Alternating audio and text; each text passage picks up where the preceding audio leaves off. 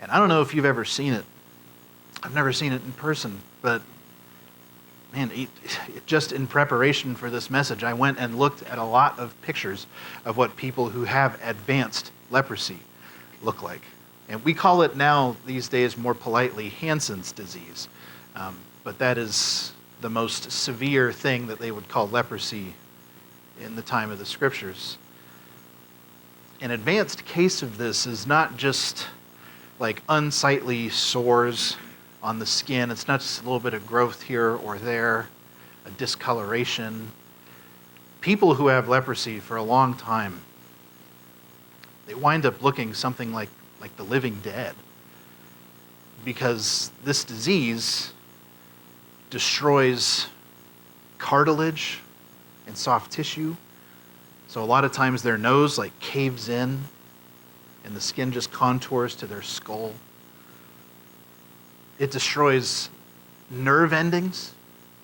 So they tend to completely lose feeling in their hands and feet. And a lot of times people with advanced leprosy, their hands just wind up looking like clubs, like big round clubs, because their fingers have been injured and re-injured so many times over, and they don't even know because they can't feel it,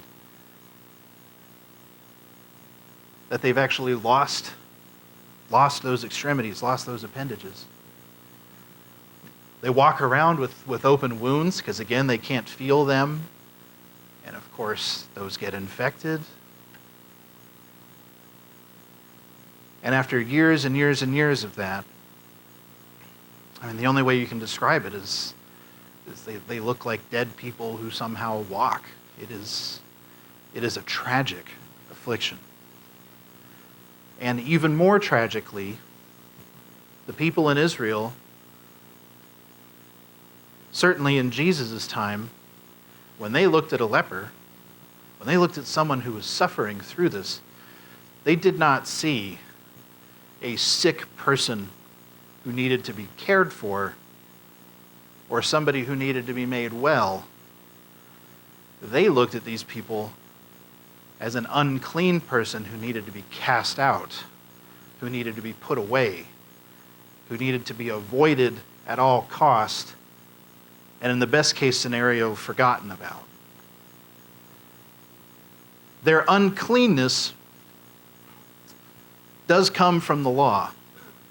The Old Testament Torah commanded in Leviticus chapter 13, specifically down at verse 46, that once the priest declared someone publicly to be unclean, it was quarantine time.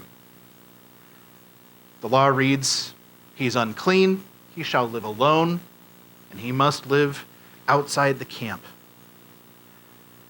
Lepers were commanded to wear torn clothing, presumably so that they couldn't hide their condition by just trying to cover it up. And if they were ever around others, well, they had to cry out, "Unclean, unclean, unclean," so that no one would accidentally touch them and take on their uncleanness by accident or maybe just by being unaware. And of course, how does a man make a living? Or how does a woman make a living with a life like that? You can't, right? You can't come into town and work. It's forbidden for you to be in town. No one's going to buy from you if everything that you touch takes on your uncleanness. So lepers were forced into a life of begging, a life of dependency. Most often, the only way they stayed alive was through the mercy of others who would occasionally come and leave food near their place outside the camp where the lepers lived. The law wasn't written to be cruel to lepers. It was written for the safety of the people. The only thing that the law said had to be done with lepers was that they had to be separated so that the disease wouldn't spread. What the law never said was that it was okay for the people of God to stop loving their brother or their sister simply because they became a leper. What the law never said was that it was okay to be cruel to them or to treat them as anything less than a brother or a sister just because of their condition. The law never said that lepers, who are still part of the nation of Israel, are now suddenly not members of God's people. No one was given permission to hate them. The Israelites did that themselves. They took that permission. They gave themselves that permission. You know that because of what the rabbis had to say about lepers. A lot of the rabbinical writings are saved in their own printed form for us to go back and read. And in the time of Jesus, the stuff that the rabbis were teaching and writing about lepers it goes beyond what the law requires. Because that's what the Pharisees so often did, is they added their own sayings and their own doctrines to the law. And what they added to the law in regards to lepers was, these people are so detestable that it is unlawful for an Israelite to even greet a leper. That if you happen to see one from far off and said, "Hey buddy, now you're unclean. Now you've broken the law." What the rabbis added was that if a leper, if a single inch of the leper's being crossed the threshold of your household, now your whole house is unclean. Even if they touch nothing, even if they don't breathe the air inside your house, your whole house is unclean, which means it's now unfit to live in.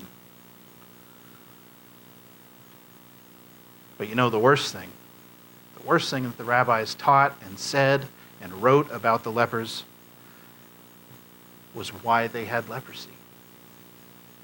Because according to the rabbis, it wasn't an unfortunate disease. According to the rabbis, leprosy was a punishment for their own sin. That's how they thought about it. And what does that really say? What does it really say for a teacher among God's people to point to a sick person and say, this person is sick because of their own failing, because of their own disobedience to God? It says that this is not a person who's worthy of compassion for their suffering. It says that these are sinners who are now getting what they deserve. These are people who did this to themselves. So don't shed a tear for them. Don't take a second to feel bad for them. Certainly don't reach out to them. They're getting what they deserve. So this leper, who is now lying on the ground before Jesus, he's not just a sick man. He's a despised man. He's a man who's despised by his own people, by the nation that he was born into, the people who he's been told, these are your countrymen, these are your fellow tribesmen, these are your brothers and sisters, all fellow children of Abraham. And those are the ones who hate him the most. Those are the ones who would point to him and call him unclean and unfit and treat him like he's a monster. I mean, you really get the impression from the way that these guys talked about lepers and treated lepers that, like, these are the kinds of people that if a mother saw them on the street, mothers would, like, shield their children and say, no, don't get close, don't even look at him, don't talk to him, just let him pass by. Because he's an outcast. Because he's not like us. He's a sinner. These people are treated as something less than human because of something that they don't even have control over. I mean, according to the teachings of the rabbis, for this leper, his very presence in the city is a violation of the law, something that is certainly punishable, which probably explains why he appears so suddenly, right? He doesn't have the luxury of approaching Jesus publicly. He has to sort of take him by surprise because he's not supposed to be here. But for the leper, it's worth the risk. He had to come. Because this is his only chance. This is his only hope. He trusts that Jesus has the authority to heal him. And not just to heal him, because I'm sure you noticed, when he's lying down in front of Jesus, he doesn't say, heal me. He says, make me clean. So Jesus, he trusts, doesn't just have the power to heal him and take the leprosy away, but has the power to make him clean, to make him fit once again to be fully a part of this community of God's people, to make him fit once again to go and worship with his brothers and sisters, to just dwell in the city among them, which who knows how long it's been since he's been allowed to do that. Jesus is his only hope. He knows Jesus has the power to do it. The only doubt he has, the only thing he doesn't know for sure is, would he? He can, but will he? Will the Messiah of Israel heal the hated ones in Israel? He's got the power, but does he have the compassion? Does he have the heart to do what no one else in Israel will do? And help the unclean. I think that's why that word "if" is in his request. If you will, you can make me clean. And we already know how the story ends, right? We read these verses already. We know that Jesus answers, I will. Be clean. And he heals them. But there's something that Jesus does just in the instant, in the brief little moment before the healing happens. And this one little thing says so much and reveals so much about our Lord and about his gospel.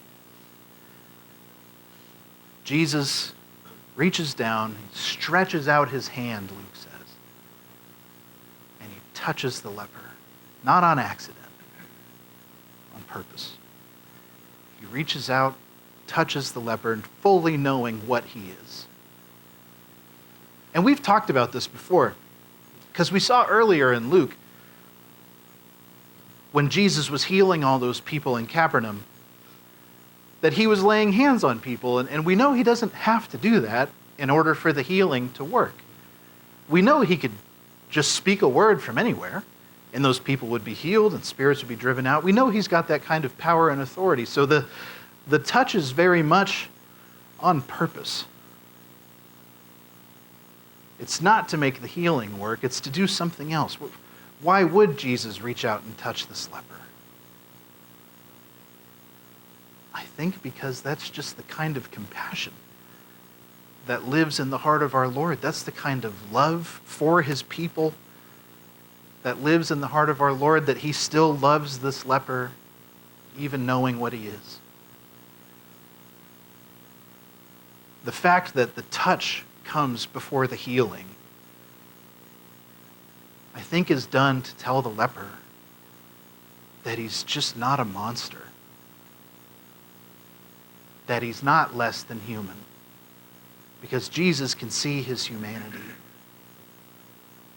that he's still one of God's people, even if he hasn't been treated like one in a very long time,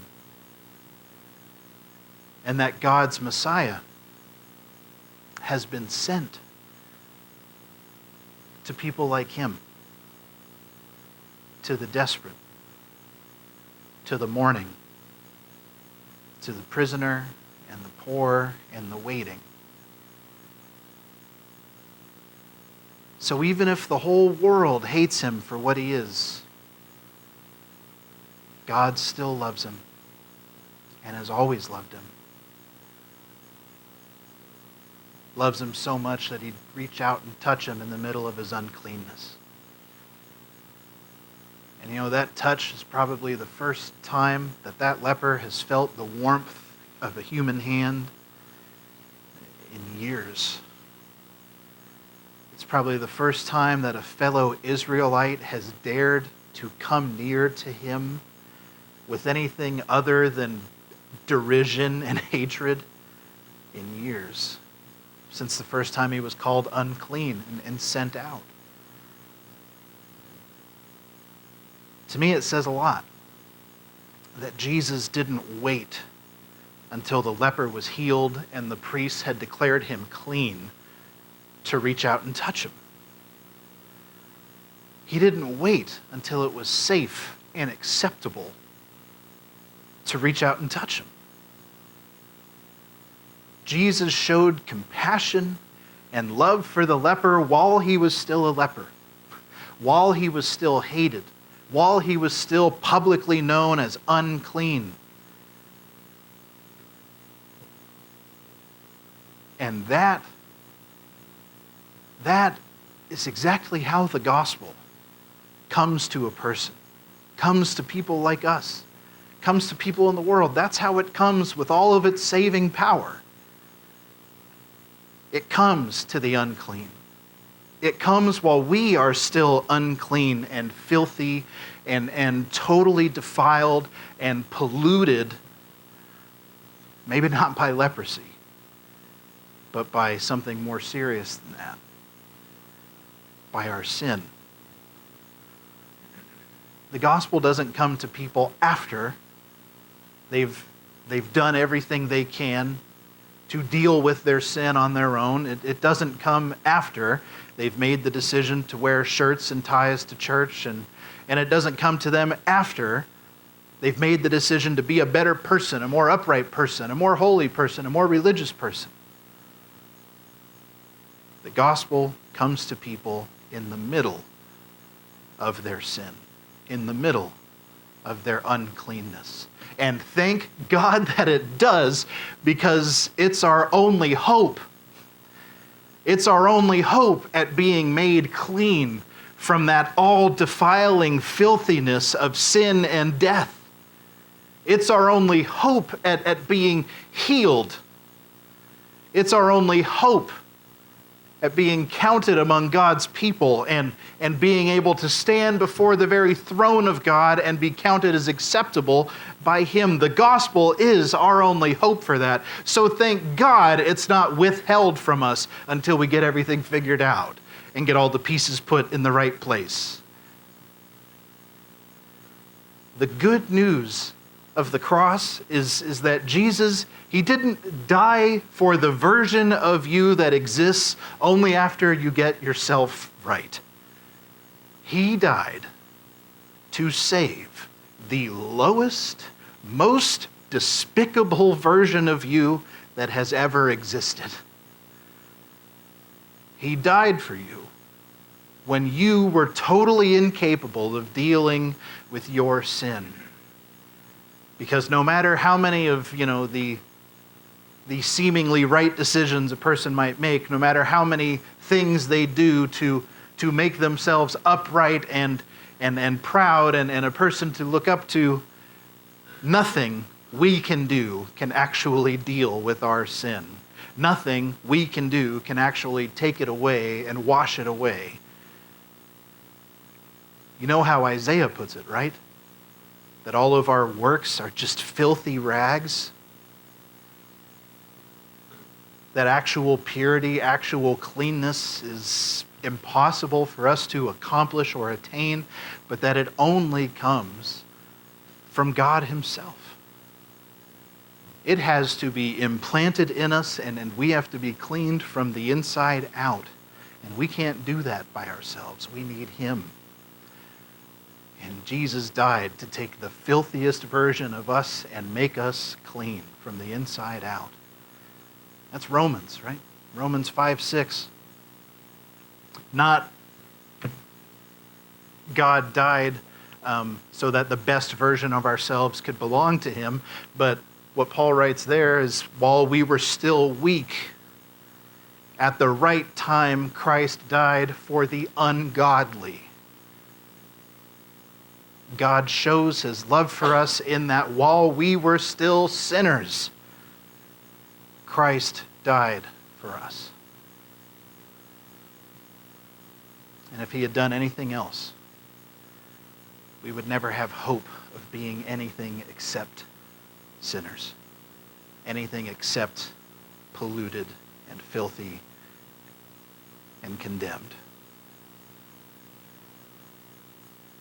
Jesus' contact with the leper is basically a perfect picture of the gospel and how it comes to us. And it's a perfect picture of how the people of God are to bring the gospel to others all the way to the ends of the earth. You know, when Jesus touched the leper, it was a pretty big risk. This man has been publicly declared unclean. Anything that touches him is unclean. Can't be handled by a clean person. Can't be brought near to the temple. It's unfit to belong among the rest of the people of God, the clean ones. And when Jesus touches that leper, he does so without a single shred of concern that this leper's uncleanness will somehow spread to him. He's not fearful about the Pharisees, the rabbis and the scribes who lead the people and teach the people and enforce all these doctrines. He's not worried about what they're going to say. He doesn't worry about if they're going to see him reach out and touch this unclean person. Jesus wasn't satisfied to keep a safe distance from the leper and to help him from afar, right? Because Jesus could have just taken a big step back and said, hey, I sympathize with you, leper man. I'm going to heal you right now and not touch you until you're clean. But Jesus didn't do that. He didn't retreat to a safe distance and use his power to help from there. He came closer to him. He reached down and touched him. He stretched out to touch him without fear, without reservation, without worrying about what anyone would say about him for touching an unclean man. Jesus' righteousness, his purity, it's perfect. It can't be defiled even by a leper. Okay, well, good news for us, because his righteousness, that's what's been imparted to us through salvation. We have his righteousness now. That same uncorruptible, undefilable righteousness that can't be harmed because it comes into contact with the unclean sinners in a sinful world. I think our salvation is designed, it's built so that we can be a people who reach out to the unclean without being worried and without being afraid, because we know our righteousness, the salvation that Jesus has given us, the purity that he's given us, it won't be harmed because we draw near to the unclean. It won't be harmed because we reach out and we touch a sinner. It's a salvation built so that God's people can stand among sinners and bring the gospel to them. So that we can be a people who stand among those who are dead in their trespasses, just like we once were, just like we absolutely still would be, apart from the mercy and the will of God. We can stand among those who are dead in sin and offer them the same life-giving gospel of grace that saved us. And we don't have to be afraid about what anyone will say. We don't have to be afraid about if that will somehow hurt our righteousness or our salvation to be counted among those people, to stand next to them for the purpose of the gospel, not just for fun, but for the purpose of the gospel. Because we know that the person and work of Jesus has made us clean now and forevermore. And nothing can hurt that or harm that or take it away. I'm inspired. I remembered this story that has for a long time been so inspiring to me as I was getting all this stuff ready for today. There was this teacher, I have to admit I don't love him in his writing as much now as I used to, but there was this teacher I was very into for a while named Henry Nouwen, and one of the greatest things that guy ever did was not like his big public appearances. It's not the fact that millions of people read his books and bought them. In the early 90s, this guy would go into the hospital rooms of advanced HIV cases. People who had essentially been given a death sentence already. And he'd minister to them. He would do his best to bring the gospel to them in their hospital room, like as they're on their way out. And remember, this was 1992. Okay, Magic Johnson only came out with HIV like a year before that. So this was still a very scary thing. And a lot of these guys who received that diagnosis were monsters to a lot of people. You might remember, like even guys in the NBA, when they found out about Magic Johnson, they wouldn't play with him. Karl Malone was like one of the famous ones who was like, I'm not playing with that guy, because he thought he could get it through sweat or just through contact. That's what a lot of people thought back then. They didn't know how dangerous it was. And Henry Nouwen had the courage to go into these people's hospital rooms and go and stand near their beds and hold their hands and tell them about Jesus before they closed their eyes for the last time. And he wasn't afraid about what anybody would say. He wasn't afraid about their uncleanness somehow spreading to him. He brought them the gospel, and he knew it was a gospel built to be taken into places like that and to be brought to people like that. Now, I've never done anything that brave, and I've never done anything that inspiring, but I aspire to, and I know I carry that same gospel with me, and I can tell you in some of the places that I go, and I guess the place I go most often is the gym where I like to exercise, but there are some people in that place who I know some of my fellow Christians would point to and say, unclean, do not approach, must be avoided. And yeah, one of them's a cross-dresser. And I never get used to seeing him, that's for sure. And I know there are people in that gym who, again, would count themselves as Christians who despise that man, who can't stand the sight of him. I know that because people have seen me talk to him, and then they get in my face about it, and they say, I thought you were a pastor. I thought you knew the word. How dare you talk to that guy?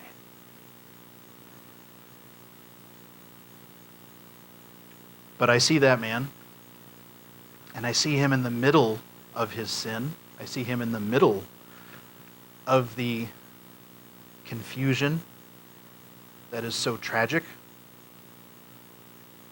And I don't see someone who is to be sent away and forgotten about and avoided or treated like a monster.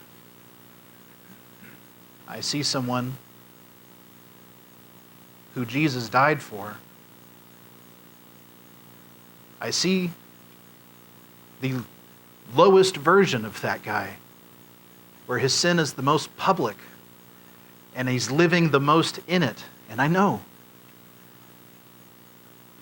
that the cross happened so that a man in that state who does these things is not beyond salvation. That he needs the gospel. That he needs the same grace that saved me out of the middle of my sin while I was dead in trespasses. He's not someone who I have to stay a safe distance away from.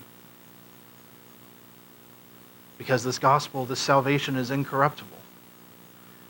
Because of what Jesus has done, I can stand face to face with that guy. And I can reach out to him with this gospel and do it without being afraid.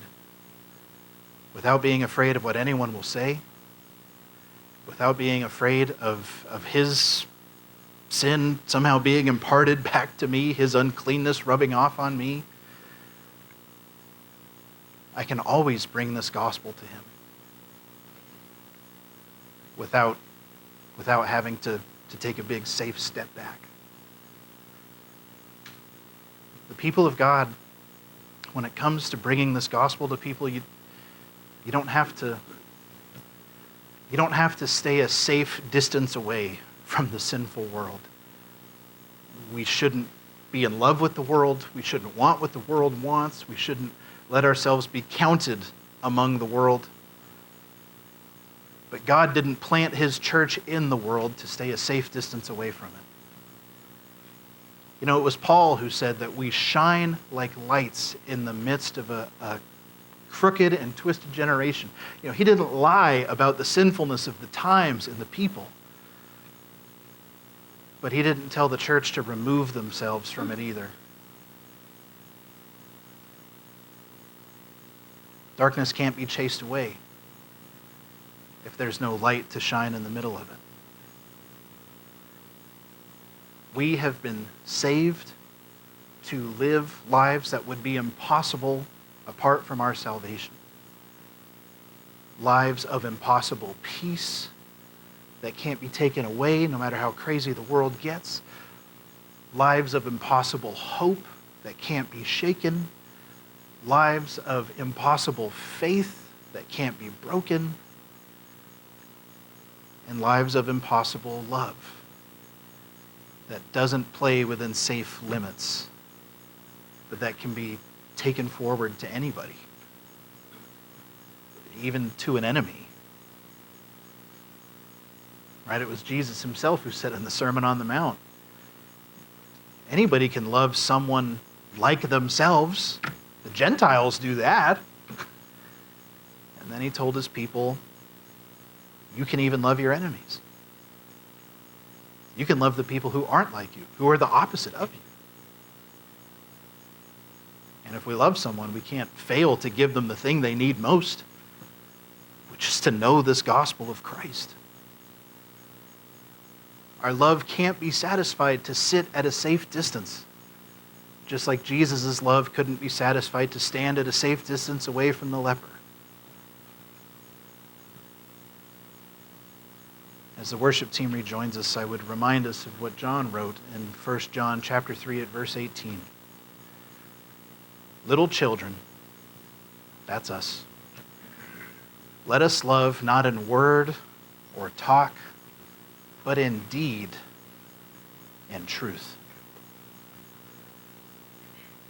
You know, I always hope that these are words that encourage us and edify us, but sometimes it seems obvious that a word comes along that we need to be convicted by. And this is one of them. We should be thinking now of how many unclean, untouchables we've walked past. How many people we've allowed ourselves to stay a safe distance away from because they're not like us. You know, that's the sin that we should be worried about. We shouldn't be worried about what other people will say while we bring the gospel into the lives of others. We should be worrying about what God will say when he asks us, how did you treat that guy who wasn't like you? How did you bring my word to that guy who wasn't like you?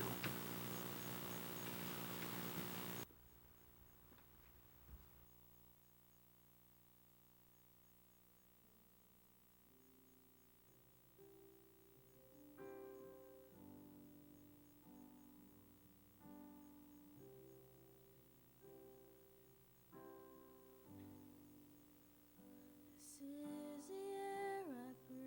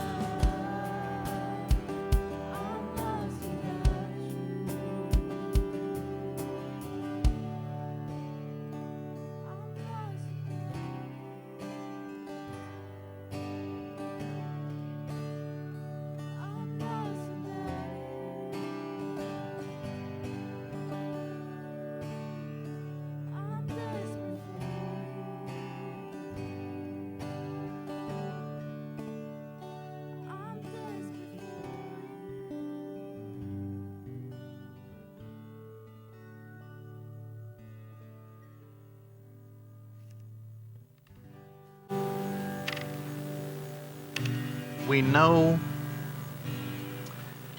that the world is in desperate need of this salvation. We know our neighbors, and especially our enemies, are in desperate need of this salvation. You know, Israel could not say they loved the leper while they made life so much worse for them and treated them as outcasts. We cannot say we love our neighbor or that we even love our enemy if all we want to do is send them away and treat them as outcasts. We know their desperate need. And by the grace of God, the thing that's been given to us, this gospel that's been given to us, meets that need. And if we love them, how can we fail to bring the person and work of Jesus straight to them when we know how badly they need it? We can't. So let's fulfill this command to love by bringing this gospel of grace, this word of love, this love of God directly into their life in a way that can't be ignored or overlooked or misheard. May the Lord bless you and keep you. May he make his face to shine upon you and be gracious to you. May he lift his countenance on you and give you peace until we're together again.